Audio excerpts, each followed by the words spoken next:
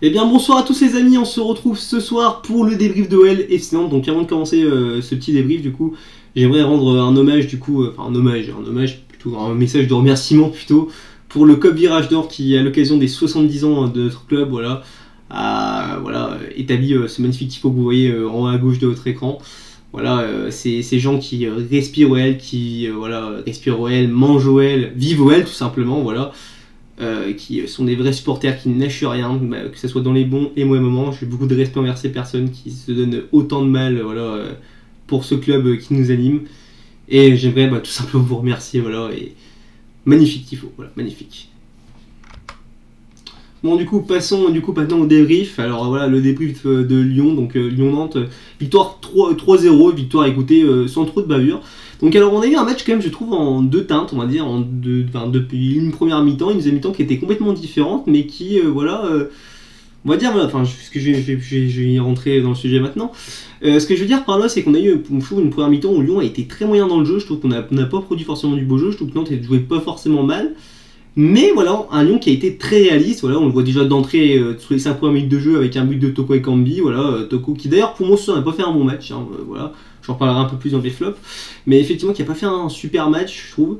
Après il y a eu vers la 13e minute de jeu il me semble une main de Marcelo qui pour moi j'ai eu peur que ça signe son carton rouge au début du match, que je trouvais vraiment que le carton jaune est arrivé très très vite dans le match, très tôt, une faute on va dire que je pense pas qu'il fait exprès, mais bon c'est une faute débile où il doit être un peu plus on va dire propre dans cette action, il est professionnel, il doit être capable de ça, mais bon écoutez ça au final ça n'a pas coûté trop cher. Mais effectivement j'ai trouvé vraiment que après ces événements là, c'est-à-dire le premier but et ce carton jaune, je trouve que vraiment Lyon avait beaucoup de mal à maîtriser dans ce match. On a vu surtout un Olympique Lyonnais dans cette première période qui a joué vraiment avec des latéraux très hauts, du coup qui permettent à Nantes de pouvoir faire des contre-attaques plus ou moins des contre-attaques tout simplement. Ils auraient pu, franchement, je vais pas dire qu'ils ont. Après, l'avantage, on va dire, de jouer contre Nantes, c'est que Nantes, t'as pas eu, c'est pas une machine de guerre, c'est pas un boulevard, c'est pas une machine de guerre, c'est pas un boulevard. Ce que je veux dire, que c'est pas une écurie capable vraiment de faire mal, ils ont pas les joueurs pour, et je n'en veux pas déjà qu'ils vivent des moments assez difficiles, notamment, on a entendu parler quand même de Raymond Domenech qui pourrait arriver à Nantes. J'ai beaucoup de respect pour vous, supporters nantais, parce que, à mon avis, ce que vous vivez en ce moment, même ces dernières saisons, je pense que ça va être assez compliqué pour vous, et c'est très dommage de voir ça. Au FC Nantes qui est un club historique quand même, je le rappelle, un club énormément historique, que c'est 8 titres de champion et je ne sais plus combien de coupes nationales, mais c'est quand même une très grosse écurie de Ligue 1 et c'est vrai que les voir comme ça fait un peu de mal, mais bon écoutez, ça arrive à tous les clubs, mais malheureusement c'est vrai que ça commence à durer un peu trop longtemps et que Nantes ça fait plutôt plusieurs années, ça fait tout simplement même pour moi depuis le début des années 2000, on se rappelle que le FC Nantes c'est juste avant notre premier titre de champion à nous, c'est Nantes qui gagne la Ligue 1 et c'est jusqu'à ce jour le dernier titre qu'ils ont gagné il me semble, à part peut-être un titre de champion de Ligue 2, mais bon voilà. Bref, je reviens au match. Effectivement un Lyon qui n'a pas maîtrisé je trouve son match en première période jusqu'à là. Malgré ça, on a eu quand même justement, comme je le disais au début, on a eu un Lyon quand même malgré ça qui a été très réaliste, notamment avec le but à la 37e minute de Kadewere, sous la passe de Paqueta. On va dire que cette frappe, ratée de Paqueta, frappe magnifique d'ailleurs parce que il faut quand même la faire. D'ailleurs Paqueta aussi, pareil, on a eu un Paqueta assez assez différent d'habitude, mais un Paqueta, j'ai envie de vous dire, qui était qui a pas joué comme d'habitude, je l'ai pas trouvé aussi impressionnant, mais en fait je pense qu'il a vraiment été tourné plus vers l'offensif que vraiment dans la construction du jeu, et c'est vrai que du coup à mon avis c'était peut-être aussi pour faire je sais pas si on peut dire ça, peut-être que c'était les consignes de Garcia, ça a marché, j'ai envie de vous dire, donc voilà.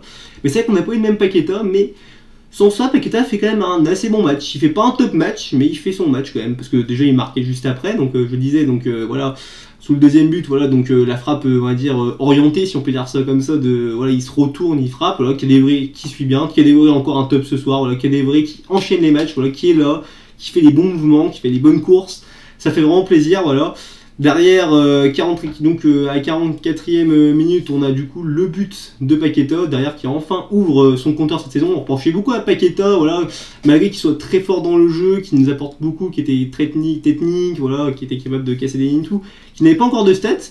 Écoutez, c'est chose faite aujourd'hui, donc il marque un but. Donc je pense pas qu'on puisse... Non, mais c'est même pas, ils le feront pas. On peut pas lui donner la passe décisive sur le deuxième but, mais écoutez, il est impliqué quand même pour moi sur 2 buts quand même, et ça c'est quand même très bien.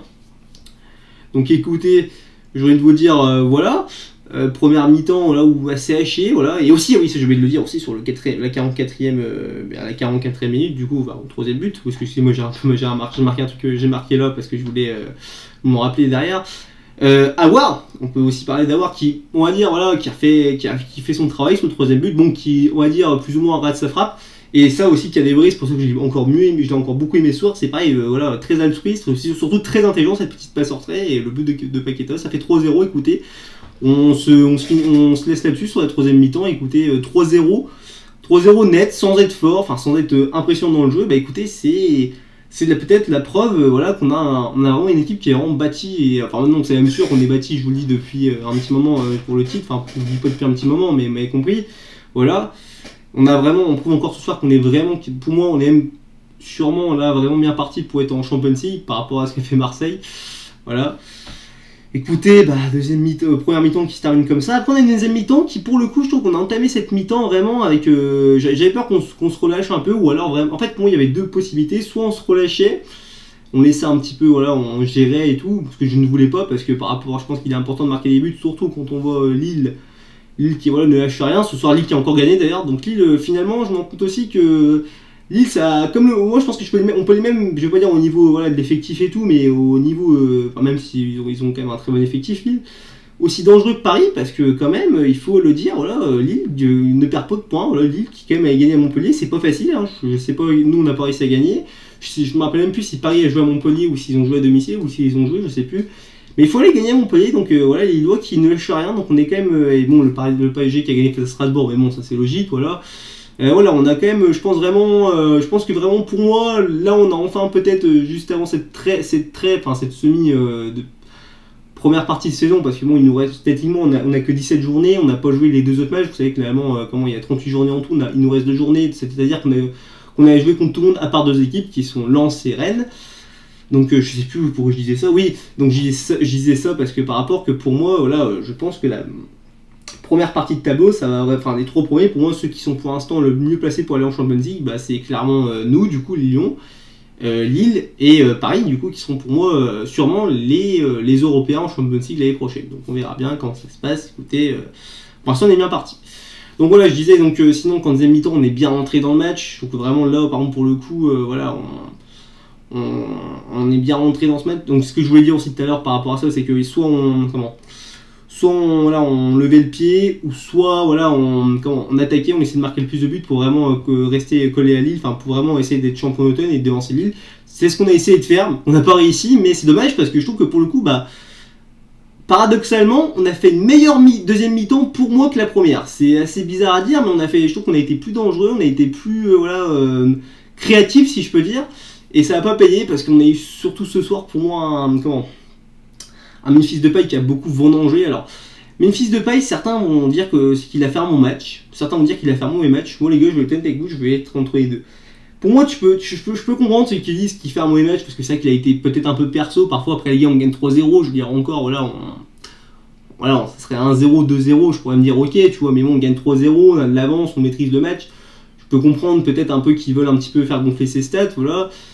Mais après, certains qui disent qu'il fait aussi et du coup, qu'il a trop pensé à ses stats et du coup qu'il a fait un mauvais match, je suis pas d'accord pour moi parce que quand même il fait voilà.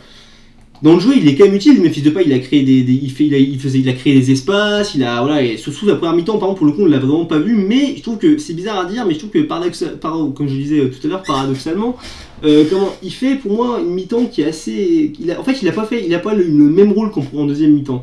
J'ai l'impression que, pour ma part, hein, Memphis, il a pu chercher vraiment à jouer sur le pressing, il cherchait un peu, c'est un peu bizarre ce que je veux dire, mais il a un peu joué comme Cavani en fait, faut le dire, voilà, il a pas eu ce rôle vraiment de créateur comme il a d'habitude là où il est le mieux, il a eu vraiment ce rôle de vraiment essayer de presser, de récupérer le plus de ballons.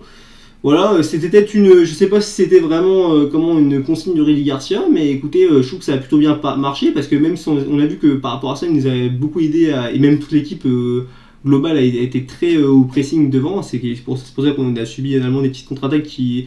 C'est vrai qu'il n'y a pas beaucoup de qualité à Nantes offensivement, que ça a pu nous faire très mal. Bah écoutez, je trouve que ce que je voulais dire, voilà, c'est que pour moi, il fait pas non plus du coup une mauvaise première mi-temps, parce qu'il a quand même servi énormément.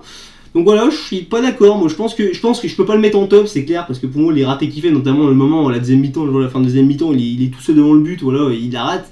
Bon, ça va qu'on gagne 3-0, mais voilà, attention quand même. Mais bon, ouais, je vais pas lui en vouloir parce que bon, il reste quand même pour le match quand même qu'il fait, il reste quand même correct, il reste quand même, je dirais quand même qu'il est plus positif que négatif parce qu'il a prouvé qu'il était capable d'avoir un autre registre de jeu et ça, je trouve ça important. Donc écoutez, qu'est-ce que je vous dis en deuxième mi-temps. Alors j'ai beaucoup aussi apprécié en deuxième mi-temps, c'est ça aussi que je voulais dire. J'ai beaucoup apprécié la rentrée de Cherki à la place de Toko Ekambi, parce que justement je trouvais que Toko Ekambi n'a pas fait un bon match. On sait qu'on se rappelle tous que Cherki avait marqué un doublé contre Nantes en Coupe de France, c'était en 8ème je crois, un de ses plus beaux matchs, voilà. Et encore ce soir, face à Nantes, il aura fait mal, je trouve qu'il a fait une très bonne rentrée, à un moment où je sais pourquoi il met au moins un ou deux joueurs dans le vent, impressionnant. Faut le dire, voilà, Cherki, j'avais un peu peur ces derniers temps, voilà, qu'il perde un petit peu de sa valeur, qu'on l'ait trop surestimé si je peux dire. Mais bon, ce soir il nous a prouvé qu'il était quand même capable de faire des différences, ça je trouve ça super intéressant. Écoutez, qu'est-ce que j'ai d'autre à dire écoutez, je vais peut-être dire les tops, du coup, donc mes tops, moi je dirais, Kadewere, parce que Kadewere, voilà, c'est encore une fois, il est présent, voilà, et là où on le demande. Un but, une passe D. Voilà, écoutez, qu'est-ce que je voulais vous dire. Oui, et puis surtout, je pouvais pas mettre aussi Memphis dans les. Ça me fait penser d'ailleurs là-dessus. Je pouvais pas mettre Memphis pour moi dans les flops parce qu'il faut aussi une passe D sur le premier but de Toko Ekambi. Donc écoutez, je pense quand même qu'il fait quand même le minimum de ce qu'on lui demandait. Donc voilà, bref. Donc ouais, Kadewere en top. Du coup, je mettrais aussi Awar qui a fait un bon match. Je trouve pareil, Awar ces derniers temps c'était vraiment pas terrible, mais ce soir il a fait un bon match, il avait provoqué, il a été là, voilà, bon match d'Oussem.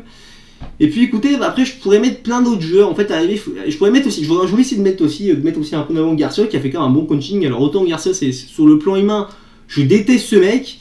Mais il faut l'avouer que je trouve que depuis ces derniers temps, voilà, Garcia fait du très bon boulot. Voilà, on l'entendait gueuler à un moment, mais c'est bien. Voilà, c'est ce qu'il faut. Il faut des hommes qui sachent défendre le club, voilà, qui mettent un peu du poing sur la table, enfin qui mettent un peu je sais plus comment c'est quoi, c'est le poing sur la table. Je crois qu'on appelle ça l'expression, mais voilà, c'est intéressant, c'est important. Et écoutez, Rui Garcia qui encore une fois fait des coachings qui sont plutôt gagnants ces derniers temps. Il lui est arrivé de faire des bourdes en début de saison, surtout je l'ai beaucoup critiqué, je voulais vraiment qu'il dégage, j'en pouvais plus, mais là ça va mieux, écoutez. J'oublie pas ce qu'il a fait en début de saison, voilà, pour moi je pense même que même s'il fait une bonne saison, même si on finit je sais pas avec un titre de champion, il devra dégager quand même, parce que voilà, on connaît un peu Garcia comment ça fonctionne. Mais voilà, très bon coaching de Rudy Garcia. Et sinon, écoutez, j'aurais pu mettre plein de tops, j'aurais pu mettre Denayer qui est encore une fois très solide, voilà, il a beaucoup intercepté de frappe, voilà. J'aurais pu mettre aussi, Thiago Mendes qui a fait aussi un bon match encore solide, voilà, pour son retour d'ailleurs après 2 matchs d'exclusion, enfin de suspension plutôt. Puis voilà. Puis à l'arrivée, si je devais faire mes flops, alors mes flops, bon, il y en a un, je dirais Toko, parce que Toko, je trouve qu'à part son but, les gars, on l'a pas vu. Pour moi, on l'a pas vu, on n'a pas vraiment vu Toko Ekambi, je l'ai pas trouvé vraiment, je trouve qu'on voyait plus Kadewere et plus Memphis pour le coup, pourtant Memphis en premier mi-temps, il n'a pas touché beaucoup de ballons, mais ouais. Toko Ekambi, voilà, je trouve qu'il n'a pas été exceptionnel. Bon, après, il marque son but, il fait le minimum, c'est dû à ça, mais voilà, je peux pas le mettre, voilà, je trouve qu'au niveau du jeu, il n'a pas été là. Je mettrais Dubois. Alors Dubois, je suis très déçu, parce que la première mi-temps de Dubois, je le trouvais vraiment pas mal. Dubois, je trouve qu'il avait fait une première mi-temps qui était pas du tout... mauvaise, je trouve qu'il était là, je me rappelle, il intercepte voilà, une espèce une conduite de balle ou une frappe, je me rappelle plus, mais voilà, il interceptionne, il est solide. Malheureusement, voilà, la deuxième mi-temps m'a fait changer d'avis, même si, la première mi-temps, je trouve que c'était assez comme ci comme ça, parce qu'il y avait des mauvaises choses et des bonnes choses, mais je me suis dit c'était un peu encourageant, mais la deuxième mi-temps, on a très bien vu que c'était compliqué. Cornet, certains pourraient me dire Cornet, mais Cornet, je trouve que voilà, il est globalement... Excusez-moi de cette petite interruption, il y avait mon chat qui voulait rentrer, donc je vais refaire sortir, qui voulait plutôt sortir, et du coup je l'ai fait sortir. Du coup, j'en étais là. Donc je disais, ouais, Cornet, qui pour moi, Cornet, je trouve qu'il a quand même donné du sien, encore une fois. Cornet, je vous le dis, encore une fois, Cornet, c'est pas un latéral gauche de base. Il a fait quand même, pour ma part, voilà, un assez bon match. Bon, il n'a pas été non plus exceptionnel, mais écoutez, je trouve qu'en fait, c'est assez bizarre, mais je trouve que Cornet, voilà. Quand il fait un match, on va dire, Cornet, on va dire que je peux être moins strict avec Cornet qu'avec Dubois, parce que de base, encore une fois, je dis Cornet, c'est pas un latéral gauche, mais je trouve qu'il a pas non plus été mauvais, contrairement à Dubois, où il est son poste de prédiction, c'est le latéral droit, c'est être latéral droit. Donc voilà. Et puis écoutez, sinon, ouais, Toko et Dubois, sinon j'ai pas vraiment d'autres flops, certains, non même pas, je pense même pas mettre Paqueta, parce que Paqueta, même s'il fait pas un excellent match, c'est surtout qu'il a pas eu le même rôle, je pense que voilà, Rudy Garcia lui a pas demandé de faire les mêmes choses. Puis écoutez, bah c'est tout. Donc bah écoutez, le point qu'on a en tiré de tout ça, c'est déjà qu'on est champion d'automne. C'était pas arrivé depuis combien de temps? Depuis 12 ans, donc depuis 2008 si je me trompe pas, ouais, 2008 ou 2007, un truc comme ça. Non, ouais, si c'était ça, je crois, ouais, enfin, je me rappelle plus. Voilà, donc depuis 2008, donc c'est une bonne chose. Après les gars, je viens de vous dire, ne pas s'enflammer. Enfin, c'est une bonne chose, c'est même une très grande chose. Je suis très heureux d'être champion d'automne parce que quand tu vois le début de la gueule du début de saison, on pouvait vraiment se dire qu'on était vraiment mal barré. Mais franchement, après les gars, je viens de me dire déjà qu'il faut pas s'enflammer. Faut pas s'enflammer parce qu'encore une fois, voilà, déjà t'as même tes champions d'automne, mais avec 17 journées, tu sais pas encore ce que tu vas faire contre Lens et Rennes. Et surtout que, voilà, les gars. On est certes champion d'automne, mais on est champion d'automne avec une égalité de points avec Lille qui juste combat juste grâce à la différence de but. Donc voilà, je veux dire, il suffit juste qu'on fasse une mauvaise. Et c'est pareil pour Paris, hein. Paris, on a un point de plus qu'eux, ils sont juste derrière nous. Voilà, il suffit juste que nous, je sais pas, on perde un match et que voilà, les deux gagnent et voilà, ils s'envolent un peu plus. Tu vois. Donc, ils s'envolent, ils nous dépassent. Donc voilà, je pense qu'il faut pas s'enflammer, il faut pas non plus dire qu'on va être forcément champion. Mais bon, et puis je m'en fous un peu de ces fameuses statistiques. On nous disait ça à Téléfoot, il me semble, 70% des champions d'automne sont champions au final. Pour moi, ça va rien dire. Moi, je pense que maintenant, on voit clairement que cette année, voilà, cette saison, ça va jouer déjà vraiment à l'efficacité. Il va falloir être très efficace comme on a été ce soir en première mi-temps. Et surtout au mental, voilà, il va falloir être très fort mentalement. Je sais que, voilà, il me semble, moi, quand même, que le premier mois le mois qui va suivre, là, le mois de janvier, on a un mois quand même avec pas mal de petites rencontres quand même pas forcément simples. Hein. Il me semble qu'on a même le derby dans ce mois-là, donc va falloir quand même falloir être très fort mentalement. Et c'est là qu'on va voir si Lyon voilà, est vraiment capable, et là on verra bien de toute façon selon la suite si Lyon vraiment est de. De toute façon, je veux dire, pour être champion, on va bien le voir. Ça va être, je pense, peut-être déterminant sur ce mois de janvier. On va pas se mentir, sur ce mois, à part Paris, on n'avait pas vraiment pour moi on va dire de rencontres, on va dire, voilà, je veux dire, c'était clairement à notre niveau, il n'y avait pas vraiment beaucoup de danger à se faire, de peur à se faire, alors que là on va avoir quelques petites rencontres, déjà Lens, alors même si on joue à domicile, ce sera le prochain match, ce sera il me semble le 6, il me semble, ça sera un mercredi, et après on enchaînera 3 jours derrière, il me semble, avec Rennes, donc on jouera à Rennes, ouais, du coup justement il faudra vraiment être, si je peux dire, voilà, il faudra aussi savoir être très efficace et très réaliste, et surtout essayer de produire, voilà, de montrer qu'on est capable de produire du jeu comme en début de deuxième mi-temps, pardon, seconde mi-temps même plutôt, voilà.